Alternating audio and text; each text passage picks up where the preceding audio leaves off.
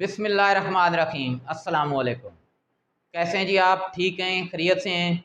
अल्लाह की ज़ात आपको खुश रखे और कामयाब करे। इसी दुआ के साथ हम आज अपनी क्लास का आगाज़ करते हैं। बेटा हमारा आज का टॉपिक है electrophilic substitution reaction of benzene. आज हम लोग कौन सा बेंजीन का इलेक्ट्रोफिलिक सब्स्टिट्यूशन रिएक्शन पढ़ेंगे? हैलोजिनेशन। लास्ट क्लास में भी हम लोगों ने हैलोजिनेशन पढ़ा था और आज भी हम हैलोजिनेशन पढ़ेंगे। क्या फ़र्क है? लास्ट क्लास में हम लोगों ने जिस हैलोजन के साथ बेंजीन के रिएक्शन करवाया था वो थी क्लोरीन। आज हम लोग कौन सी हैलोजन के साथ रिएक्शन करवाएंगे? ब्रोमीन के साथ। तो चलें जी स्टार्ट करते हैं आज की क्लास। तो जनाब सबसे पहले मैं आप लोगों के सामने बेंजीन का ब्रोमीन के साथ रिएक्शन लिख देता हूँ। रिएक्शन लिखने के बाद फिर अपने बच्चों को इसका मैकेनिज़्म समझा दूँगा। किसको समझा दूँगा? अपने बच्चों को, मतलब आप लोग ही अपने बच्चे। तो जनाब इसका रिएक्शन लिखते हैं।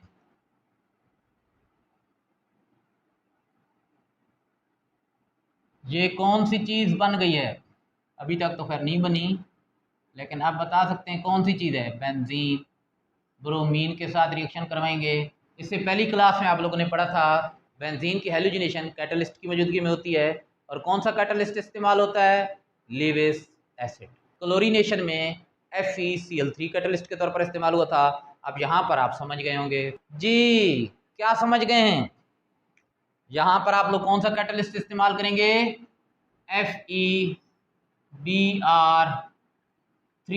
ये भी लीविस एसिड है। लीविस एसिड क्या होते हैं? Electron pair acceptor. जो चीज़ इलेक्ट्रॉन पेयर को एक्सेप्ट कर लेती है लीविस एसिड कहलाती है। ये क्यों इलेक्ट्रॉन पेयर को एक्सेप्ट करता है बता सकते हैं? अगर कुछ पढ़ा है इससे पहली क्लास में तो ज़रूर बता सकेंगे, क्योंकि ये डी ब्लॉक का एलिमेंट है और डी ब्लॉक के जो एलिमेंट होते हैं उनका आखिरी ऑर्बिटल डी होता है और डी ऑर्बिटल में इलेक्ट्रॉन पेयर एक्सेप्ट करने के लिए जगह खाली होती है। तो ये जनाब लीविस एसिड है। अच्छा, अब रिएक्शन किस तरीके से होगा? बेंजीन की किसी एक कार्बन, सपोज करें कि इस कार्बन से हाइड्रोजन निकलेगा और उस जगह पर ब्रोमीन ऐड हो जाएगा और वो जो हाइड्रोजन निकलेगा वो दूसरे ब्रोमीन के एटम के साथ बॉन्ड बना देगा, HBr बना देगा। तो जनाब एक तो ये वाली चीज़ बन गई Br प्लस कौन सी चीज़? HBr। ये क्या चीज़ बनी है? शाबाश, जल्दी जल्दी बताएं क्या नाम है इसका? ब्रोमोबेंजीन।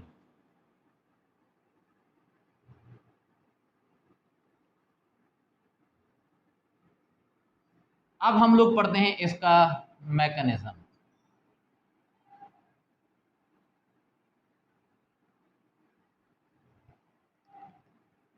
आपको पता है कि ये रिएक्शन 3 स्टेप में कंप्लीट होते हैं। पहले स्टेप में क्या होता है? इलेक्ट्रोफाइल बनता है।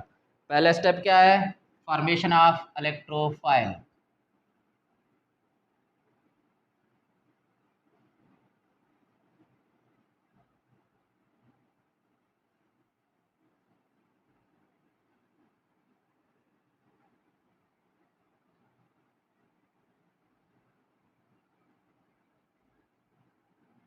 कौन सा इलेक्ट्रोफाइल होगा? शाबाश, जल्दी जल्दी बताएं बेटा। बेंजीन के साथ ये जो चीज़ अटैच होती है ना, ये वाली चीज़, ये इलेक्ट्रोफाइल होती है। कौन सा इलेक्ट्रोफाइल होगा? Br। और Br इलेक्ट्रोफाइल पर कौन सा चार्ज होता है? प्लस चार्ज होता है। इसे कहेंगे ब्रोमीनियम आयन। तो ब्रोमीनियम आयन यहाँ पर इलेक्ट्रोफाइल के तौर पर काम करेगा। अब ये इलेक्ट्रोफाइल बनता कैसे है? पहले भी पढ़ चुके हैं कि ये जो रिएक्टेंट होता है बेंजीन के अलावा दूसरा रिएक्टेंट, और ये जो कैटलिस्ट, इन दोनों को क्या बोलते हैं? रिएजेंट बोलते हैं। ये आपस में रिएक्ट करते हैं। कैसे रिएक्ट करते हैं देखते हैं जनाब। Br2 को मैं इस तरह लिख रहा हूँ, Br प्लस FeBr3। ये दरमियान में मैंने बॉन्ड शो कर दिया है। ये कोवलेंट बॉन्ड है। कोवलेंट बॉन्ड किस वक्त बनता है? जब एक इलेक्ट्रॉन ये चीज़ देगी, एक इलेक्ट्रॉन ये देगी, यहाँ पर 2 इलेक्ट्रॉन आ जाएंगे। ये हैलोजन है, इनके आखिरी शेल में 3 लोन पेयर होते हैं।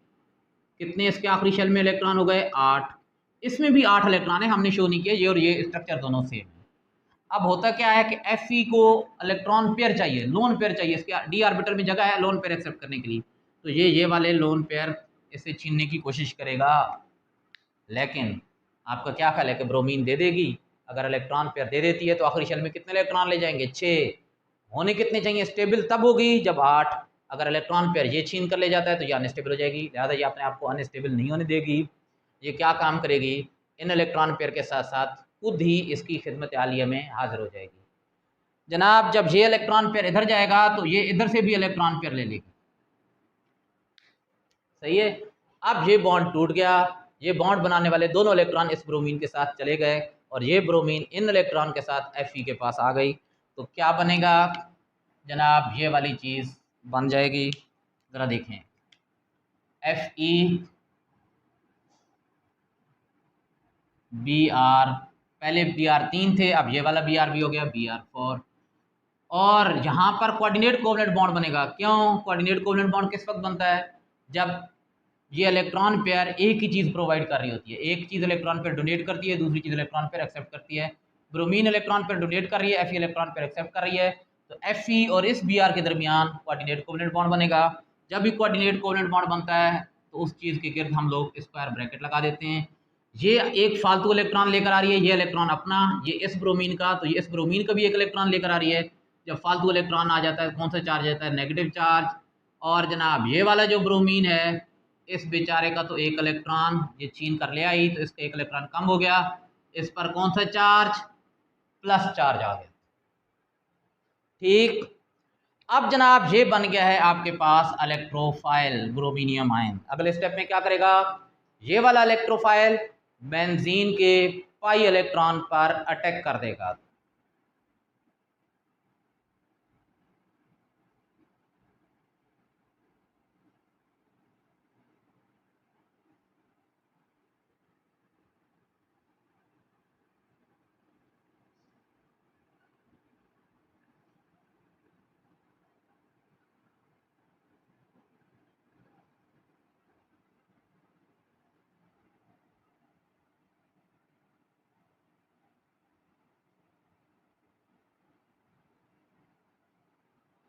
अच्छा याद रखें कि ये जो पहले स्टेप में इलेक्ट्रोफाइल बनने का जो प्रोसेस होता है ये रिवर्सेबल होता है।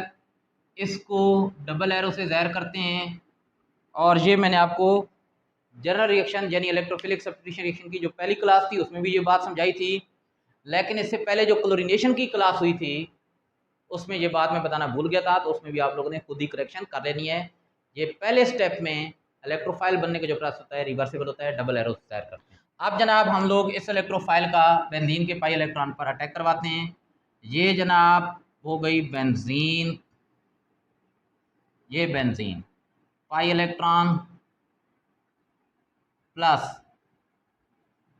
इलेक्ट्रोफाइल ब्रोमीनियम आयन, ये क्या काम करेगा, पाई इलेक्ट्रॉन पर अटैक करेगा। किसी एक पाई इलेक्ट्रॉन पर करवा दें तो ये इन पाई इलेक्ट्रॉन पर अटैक करेगा। जब पाई इलेक्ट्रॉन पर अटैक करेगा तो होगा क्या कि ये वाले, ये जो पाई बॉन्ड है, मैं कह रहा हूँ ना पाई इलेक्ट्रॉन पर अटैक करेगा, क्या मतलब, ये जो पाई बॉन्ड है ये दो इलेक्ट्रॉन से बना होता है ना, एक इलेक्ट्रॉन यहाँ एक इलेक्ट्रॉन यहाँ होता है, सही है। तो इन इलेक्ट्रॉन पर असल में अटैक करेगा अपने पॉजिटिव चार्ज की वजह से। इलेक्ट्रॉन पर कौन सा चार्ज होता है, नेगेटिव चार्ज। अब ये इलेक्ट्रॉन इस कार्बन 1 और 2 के दरमियान थे, अब कहाँ आ जाएंगे, कार्बन 1 और ब्रोमीन के दरमियान आ जाएंगे। ये वाला स्ट्रक्चर बनेगा, ज़रा देखें।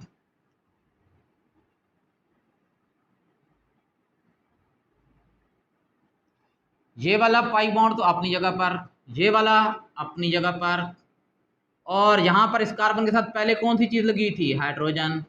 अब यहाँ पर इसके साथ ये Br भी लग जाएगा, और बेटा Br कैसे अटैच हुआ है, बॉन्ड बन गया है कार्बन 1 और Br के दरमियान। बॉन्ड कैसे बना है, बॉन्ड बनाने के लिए दो इलेक्ट्रॉन चाहिए होते हैं, तो ये वाले दो इलेक्ट्रॉन जो पहले पाई बॉन्ड बना रहे थे कार्बन 1 और 2 के दरमियान, अब यहाँ पर कार्बन 1 और Br के दरमियान आ गए, तो यहाँ पर सिग्मा बॉन्ड बन गया है। बेटा Br का ये प्लस चार्ज खत्म हो गया है। प्लस चार्ज आया क्यों था, क्योंकि यहाँ पर दो इलेक्ट्रॉन थे, वो इलेक्ट्रॉन यहाँ चले गए, अब इसको इधर से इलेक्ट्रॉन मिल गए हैं, तो पॉजिटिव चार्ज क्या हो जाएगा, खत्म हो जाएगा।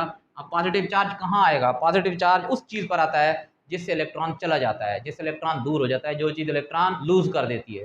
तो ज़रा देखें किस चीज़ ने इलेक्ट्रॉन लूज किया है, इस कार्बन 2 ने। पहले कार्बन 1 और 2 के दरमियान इलेक्ट्रॉन पेयर था, अब कार्बन 1 से दूर नहीं हुआ, पहले कार्बन 1 किधर था, अब इधर आ गया, तो इससे इलेक्ट्रॉन दूर हुआ है, तो इस पर क्या आ जाएगा, प्लस चार्ज आ जाएगा।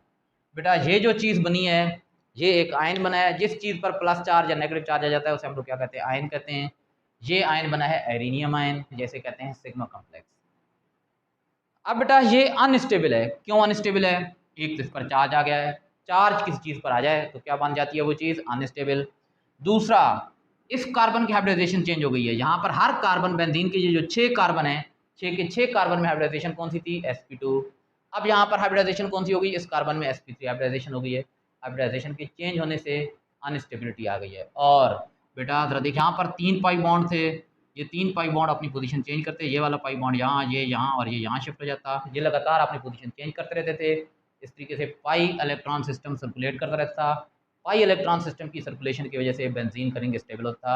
लेकिन यहाँ पर ये तीसरा पाई बॉन्ड टूट गया है। पाई बॉन्ड के टूटने से पाई इलेक्ट्रॉन सिस्टम की सर्कुलेशन ब्रेक हो गई है, बेंजीन का ये रिंग अनस्टेबल हो गया है। अब ज़रा देखें, ये अपने आप को कैसे स्टेबल करने की कोशिश करेगा। ये वाला positive charge in electron pair को अपनी तरफ, इस बॉन्ड को अपनी तरफ खींचेगा। ये वाला बॉन्ड भी 2 इलेक्ट्रॉन से बना हुआ है। पहले ये 2 इलेक्ट्रॉन इस कार्बन और इस कार्बन के दरमियान है, अब इस कार्बन और इस कार्बन के दरमियान शिफ्ट हो जाएंगे, ये स्ट्रक्चर बन जाएगा। ये जनाब देख लें, आप ज़रा देखें, ये वाला बॉन्ड यहाँ शिफ्ट हो गया, ये वाला बॉन्ड अपनी जगह पर है। यहाँ पर कौन सी चीज़ पहले से H और यहाँ पर कौन सी चीज़ Br लगा हुआ। अब बताएं कौन सी कार्बन से इलेक्ट्रॉन दूर हो गए हैं? बेटा इस कार्बन से, पहले इसके पास इलेक्ट्रॉन था, अब ये इलेक्ट्रॉन यहाँ शिफ्ट हो गए, तो इस पर कौन सा चार्ज आ जाएगा? प्लस चार्ज आएगा। ये वाला प्लस चार्ज इसको अपनी तरफ खींचेगा, तो जनाब क्या बनेगा? ज़रा देखें, ये वाला बॉन्ड अब यहाँ शिफ्ट हो जाएगा, ये स्ट्रक्चर बनेगा।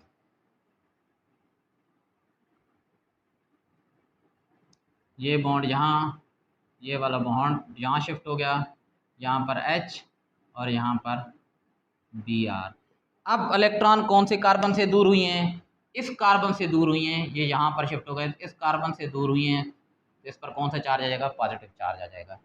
बेटा ये डबल एरो शो कर रहा है कि ये वाला स्ट्रक्चर इसमें और ये इसमें कन्वर्ट हो रहा है, ये इसमें और ये इसमें कन्वर्ट हो रहा है।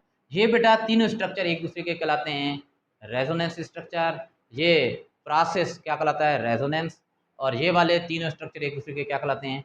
रेजोनेंस स्ट्रक्चर कहते हैं, या ये एक दूसरे की कैनोनिकल फॉर्म भी कहलाती है। रेजोनेंस स्ट्रक्चर के दरमियान डबल साइडेड एरो लगा दिए जाते हैं, और रेजोनेंस स्ट्रक्चर के गिर्द ये स्क्वायर ब्रैकेट लगा दी जाती हैं। इनके एक हाइब्रिड स्ट्रक्चर भी होता है, जो जनरल रिएक्शन में मैं आपको बता चुका हूँ। अब बेटा ये अपने आप को आगे स्टेबल करने की कोशिश करेगा। कैसे स्टेबल करेगा? प्रोटॉन लॉस करके। तो प्रोटॉन लॉस करना क्या कहलाता है? डीप्रोटीनेशन। तो अगला स्टेप होगा डीप्रोटीनेशन।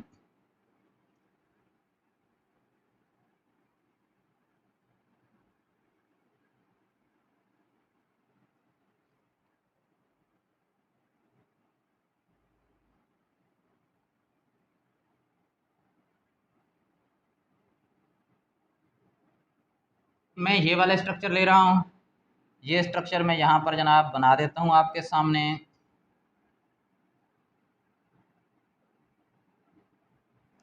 यहाँ पर पहले से H लगा हुआ है, यहाँ पर नया इलेक्ट्रोफाइल यानी Br लग गया, और यहाँ पर कौन सा चार्ज था?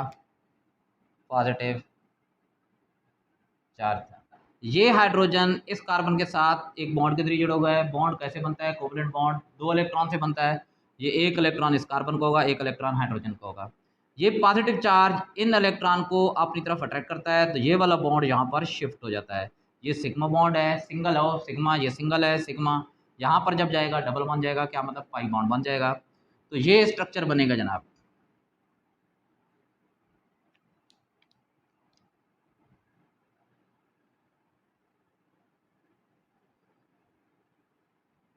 ये बॉन्ड अपनी जगह पर, ये बॉन्ड अपनी जगह पर। अब ये वाला बॉन्ड यहाँ शिफ्ट हो गया है, और इसके साथ कौन सी चीज़? Br, ब्रोमोबेंजीन, जो हमारा प्रोडक्ट था एक बन गया है। सही। अब ये स्टेबल हो गया है। क्यों स्टेबल हो गया है? जरा देखें, 3 पाई बॉन्ड बन गए जो सर्कुलेट करेंगे बेंजीन का। पाई इलेक्ट्रॉन सिस्टम की सर्कुलेशन बहाल हो गई है। दूसरा, यहाँ पर कौन सी हाइब्रिडाइजेशन थी? sp3। यहाँ पर कौन सी हाइब्रिडाइजेशन हो गई है? sp2। उसके बाद बेटा चार्ज भी खत्म हो गया, जहाँ प्लस चार्ज था चार्ज खत्म हो गया। तो इन 3 चेंजेस की वजह से ये वाला स्ट्रक्चर क्या हो गया? स्टेबल हो गया है।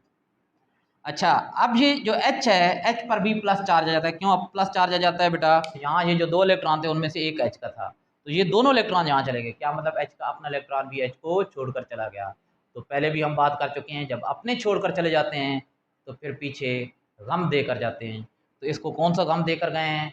प्लस चार्ज का गम देकर गए हैं जनाब। तो ये क्या करेगा, अपना गम फिर किसके साथ बांटेगा, ये प्लस चार्ज किसके साथ बांटेगा, ये वाले जो पहले स्टेप में जो नेगेटिव चीज़ बनी है उसके साथ। तो क्या होगा ज़रा देखें, Fe Br 4 इस पर नेगेटिव चार्ज है, तो ये क्या करेगा, इससे नेगेटिव चार्ज लेगा। नेगेटिव चार्ज किस चीज़ पर है, ब्रोमीन पर, तो ये ब्रोमीन से इलेक्ट्रॉन पेयर एक्सेप्ट करेगा।